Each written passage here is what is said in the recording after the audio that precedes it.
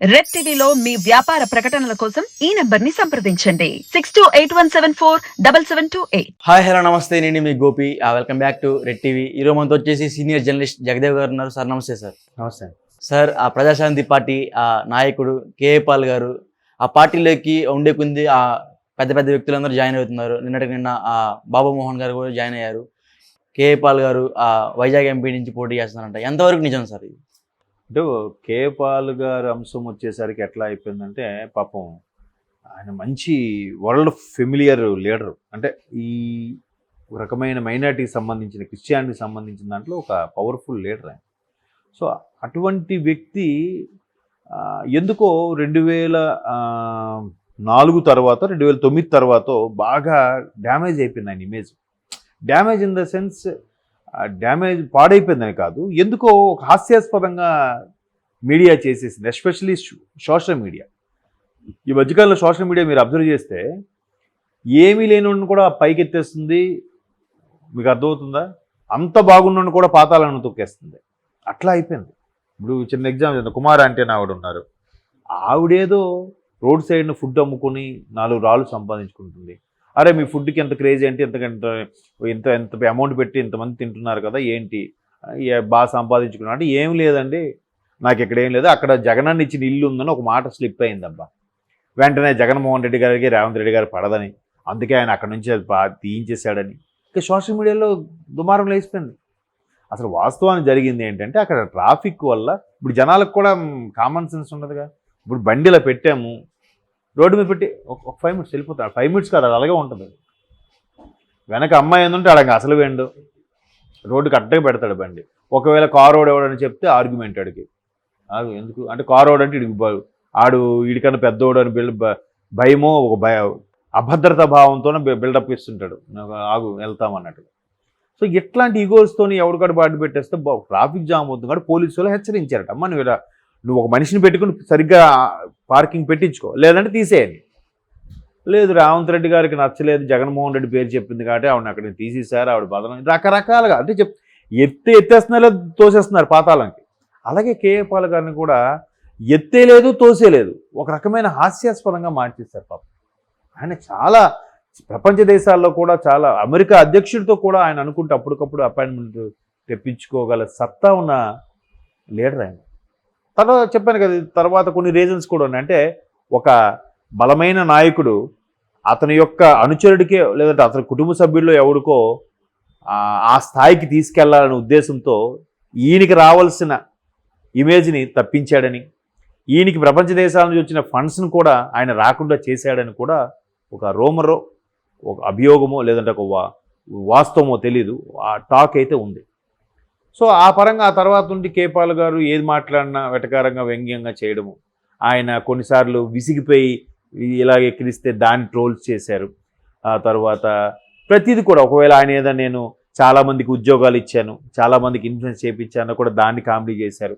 మొన్న ఒక జర్నలిస్ట్ కూడా, సార్ ఏంటి మిమ్మల్ని కామెడీ ఫీజుగా చూస్తారు అది అలాగొచ్చా అంటే ఎలా అయిపోయిందంటే, నాకు నోటుకు వచ్చినట్టు అడిగితే నేను తోపు అంటే ఒక కాంట్రవర్సీ లాగా సీరియస్గా డిస్కషన్ అయితే నాది చూస్తారు అనే తలంపులోకి వెళ్ళిపోతున్నారు జనాలు. నేను కూడా మొన్న ఒక యూట్యూబ్ ఛానల్ చూశాను, అందులో ఒకటి ఇలాగ మీరు ఎందుకు చేస్తారు, చేయొచ్చా, మీరు ఎందుకు ఎలాగన్నారు అంటే మీ మాత్రమే గొప్ప ఇట్లా అడుగుతున్నాడు ఆయన, కరిచేసినట్టు కొట్టేసినట్టు. ఒక సౌమ్యం లేదు అసలు. మాకు జర్నలిజంలో క్లాసులు చెప్పేటప్పుడు కెరీర్ స్టార్టింగ్లో మహాత్మా గాంధీ చనిపోయిన విషయాన్ని కూడా చాలా సానుకూలంగానే చెప్పాలంట. ఒకేలాగా మహాత్మా గాంధీని చంపబడ్డారు అనే విషయం ఎలా చెప్పారో, స్వతంత్రం వచ్చింది కూడా విషయం కూడా అలాగే చెప్పాలంట. న్యూస్ రీడర్ అనేవాడు, న్యూస్ చదివేవాడు ఒకేలాగా భావం కలిగించాలి తప్ప, ఓ అక్కడ ఇలా జరిగింది, హుద్హుద్ వచ్చేసింది, ఎంతమంది చనిపోయారు అని హార్ట్గా చెప్పకూడదు. అలాగని అక్కడ బాలసుబ్రహ్మణ్యం గారు తుదిశ్వాస విడిచారు అని కూడా చెప్పకూడదట. న్యూస్ రీడర్కి హావభావాలతో సంబంధం లేకుండా ఒకేలాగా పలకగలగాలి, చెప్పగలగాలి అని ఉండేది ఒకప్పుడు. ఇప్పుడు మారిపోయిందిగా. ఎవడైతే గొంతు చించుకొని అలా జరిగింది ఇలా జరిగింది అని ఎవడైతే రిపోర్టింగ్ చేస్తారో వాడే గొప్ప అనుకుంటున్న రోజుల్లో సోషల్ మీడియా మరి కాస్త దానికి కొమ్మలు పువ్వులు పూసేస్తున్నాయి. ఇంకా ఎవరికి నా వార్తలు నా ఇష్టం అన్నట్టుగా. వాడికి అక్కడ ఏం తెలియదు, వాడి మీద రాసేస్తారు. ఇప్పుడు నేనింతే సినిమా వచ్చింది, పూరి జగన్నాథ్, మీరు చూశారు లేదు? అందులో ఆమె ముమైత్ ఖాన్ సూసైడ్ చేసుకుంటే మళ్ళీ బయటకు వచ్చి ప్రెస్తో మాట్లాడుతుంది. అసలు మీరు మా మీదే మీరు గాసిప్స్ అన్ని ఆమె రేప్ చేస్తే బయట అవన్నీ ప్రెస్ కోసం వస్తారు, తప్పుగా రాస్తారు ఆమె మీద. అసలు మీరు వార్తలు రాసేది మా మీద, అలాంటప్పుడు మరి మేమే లేకపోతే, మా వ్యవస్థ లేకపోతే మీరు ఎవరి మీద రాసి బతుకుతారని కూడా అడుగుతాడు. కరెక్టే కదా? నచ్చినట్టు ఆ హీరోయిన్కి ఆ హీరో, ఎక్కడికి ఇది ప్రతిదీ కూడా. ఆ మధ్యన షర్మిలా గారికి కూడా ఒక పెద్ద హీరోతో ఏదో లింక్ ఉందని, అలాగే అనుష్క గారికి ప్రభాస్ గారికి పెళ్ళి అయిపోయిందని.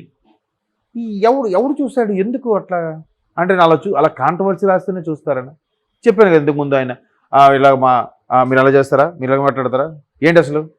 ఇలాగ ఒక అమ్మాయికి అడిగాడు ఛానల్లో ఒక ఆవిడ, మీ హిందూ ధర్మం గురించి ఎట్లా మాట్లాడితే, నువ్వు చెప్పింది విను, పెద్ద ఇలా పోటుగాడిలా మాట్లాడితే పెద్ద సీరియస్గా అడిగేకు, నేను చెప్పింది పూర్తయితే నువ్వు మాట్లాడు అని చెప్పి మళ్ళీ కూల్గా చేసి మాట్లాడింది ఆవిడ.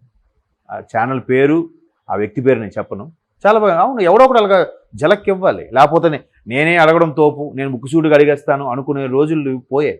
లేకపోతే అలాగ అడిగాడు జర్నలిస్ట్, మిమ్మల్ని కామెడీ పీస్గా చూస్తున్నారు కదా అంటే ఆయన సీరియస్ అయిపోయాడు. తప్పు కదా, దగ్గరికి వెళ్ళి నువ్వు ఏంటి ఇంత అసహ్యంగా ఉన్నావు, కనీసం ముఖమైన కడుక్కోవాలంటే ఎలా ఉంటుంది? కరెక్ట్ కాదు కదా, మనోభావాలు దెబ్బతింటాయి కదా. అట్లా అనేసరికి నువ్వే అంటున్నావు కామెడీ ఇలాగే మాట్లాడేది నువ్వు తెలుసుకోండి అని. ఒకసారి ఇలాగే సినీ నటి, పాత నటి జమునా గారు ఆయనకి ఇంటర్వ్యూ చేయడానికి వెళ్తే అప్పుడే జాయిన్ ఒక కెమెరామ్యాన్, కొత్త కుర్రాడు, ఆడికి ఫోన్ వచ్చింది. ఫోన్ చేస్తే చెప్పరా, ఇప్పుడే జమునా ఇంటికి వచ్చినాం రా అన్నాడు. ఆడు ఫోన్ పెట్టిస్తాక, ఇలా బాబు ఇలారా, జమునా ఇంటికి వచ్చామా అంటే మీ అమ్మ నాన్న గౌరవ మర్యాదలు నేర్పలేదా? జమునా ఇంటి జమునా అంటే సింగులర్, వాడు తప్పు కదా. జమునా గారి ఇంటి దగ్గరికి వచ్చాం, లేకపోతే పెద్దావిడ ఇంటికి వచ్చి ఏదో అంటే చెప్పొచ్చు కదా. నాకు బాగా గుర్తు, కరెక్టే కదా. అలాగే ఎంతమంది చెప్తారు? కొంతమంది ఫీల్ అయ్యి బాబు ఇవాళ కుడదు రెండు లోపలికి వెళ్ళిపోతారు. ఎవరైతే అలా చెప్తారో వాళ్ళకి పొగరు. ఇదే మన సోషల్ మీడియాలో మళ్ళీ వీళ్ళు పొగర్రా, అట్లా ఇవి చాలా ఆవేశం రా, క్లాస్ పీకుతారా. సో ఇట్లాంటి పోకడలు, కొత్త పోకడలు పుడుతున్న నేటి మీడియాలో, సోషల్ మీడియాలో అట్లా ఆయన్ని ఒక కామెడీ పీస్లా చేసేసారు. కానీ అంటే అఫ్కోర్స్ ఆయన కొన్ని స్టేట్మెంట్లు కూడా, ఇప్పుడు చాలామంది స్టేట్మెంట్లు రాంగ్ ఇస్తుంటారు. ఇప్పుడు నిన్న ఆయన ఏమన్నారు, నాకు నా దగ్గరికి రావాలి ఎలక్షన్ కమిషన్, నాకు వస్తే నేను మాట్లాడుతాను ఆయనతో, నేను అక్కడికి వెళ్ళను, దానికోసం నిరాహార దీక్ష చేస్తాను, లేకపోతే ఇంకేదో చేస్తాను అని రకరకాలుగా మాట్లాడుతున్నారు. సో అట్లాంటిగా అయిపోయిన తర్వాత ఇప్పుడు ఆయన వైజాగ్ నుంచి ఆయన ఈ సార్వత్రిక ఎన్నికలు, లోక్సభ ఎన్నికల్లో తెలంగాణలో వరంగల్ నుంచి బాబు మోహన్, మీరు అన్నారు షోకాళ్ళు పెద్దలు ఎవరు జాయిన్ అవుతుంది, వీళ్ళే జాయిన్ అవుతున్నారు. ఆయన ఎవరికి కావాలని టికెట్ ఇస్తే జాయిన్ అవ్వనని కూడా గతంలో ఆయనకి ఏదో తాపత్రం, ఆయనకి ఎన్నో ఉన్నాయి.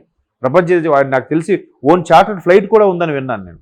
అంత ప్రపంచాన్ని చూసిన వ్యక్తికి ఏదో చెయ్యాలి, ఇక్కడ ఒక ప్రజాప్రతినిధి అవ్వాలి, ప్రజలకు ఏదో చేయాలని ఒక తాపత్రయం. ఆ మధ్యన కూడా ఆయన ఇక్కడ హైదరాబాద్లోనో వైజాగ్లో సంథింగ్ ఆయన ఇంటికి కూడా ప్రహరీ కూడా కూల్చేస్తే మున్సిపల్ వాళ్ళతో ఆర్గ్యూ చేసుకున్నారు. వాళ్ళు కూడా ఎటకారంగా కామెడీగా చేశారు. దాన్ని మళ్ళీ సోషల్ మీడియాలో ట్రోలు. ఎట్లా అయిపోతుందంటే పద్ధతి కాదు. వయసుకైనా విలువ ఇవ్వాలి కదా. ఈయన మీద ట్రోల్స్ చేస్తే మనకి ఎక్కువ వ్యూస్ వస్తాయరా, ఈయన మీద ట్రోల్స్ చేస్తేనే మనకి లైక్స్ ఎక్కువ వస్తాయరా అనుకునే ఇది పోవాలి. ఇప్పుడు నేనింతే సినిమాలో ఆవిడ అన్నట్టు మన పూర్తిగా అన్ని గాసిప్స్ రాసేసి ఆ సినిమాలు దాన్ని ఏమంటారు పైరసీ చేసేస్తే కొన్నాళ్ళకి ప్రొడ్యూసర్ అనేవాడు లేక, సినిమాయే లేకపోతే మనం ఎవరి మీద న్యూస్ చేసుకోవాలి, ఎవరి మీద వ్యూస్ రాసుకోవాలి చెప్పండి? ఏమవుద్ది?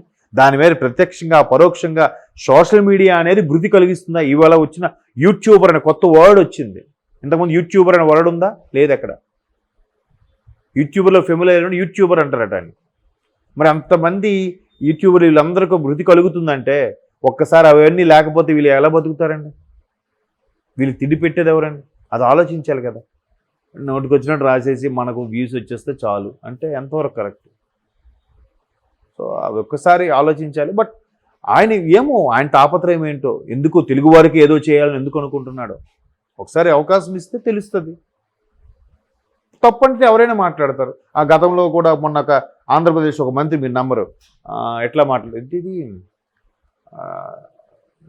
ఇప్పటికీ 140 ఏళ్ళు అయిన కారణంగా మనం 75వ స్వతంత్ర వేడుకలు జరుపుకుంటున్నాం. 140 ఏళ్ళు అయిన కారణంగా 75వ స్వతంత్ర వేడుకలు జరుపుకుంటున్నాం. పేర్లు ఎందుకులేండి అంటే నేను అన్నిది ఆవిడ అనాలని కాదు, ఫ్లోలో ఏదో వచ్చింది, స్లిప్ అయ్యారు, అంత మాత్రం ఆవిడ కామెడీ పీస్ చేస్తారా? అలాగే కేపాల్ గారు కూడా ఏదో మాట్లాడారు, ఈ వయసులో పెద్దవాడు, మొన్న కామెడీ అంటే ఒక కరివేపాకులా తీసి పడేసినట్టుగా చేసేస్తున్నారు. అది అలా కుటుంబ సభ్యులు వాళ్ళు ఎంత బాధపడతారు, ఎంత బాధ పడతారు, అది ఒకసారి ఆలోచించాలి. ఏమో గెలుస్తారు, చూద్దాం. ఒకటైనా గెలవకపోతారా? గెలిస్తే ఆయన పోనీ ఆయన అప్పుడు ఏం చేయాలనుకుంటున్నాడో, నేను ఇప్పుడు ఇంతమందికి ఇన్ని ఉద్యోగాలు ఇచ్చాను, ఇన్ని చేశానని చెప్తుంటారు కదా.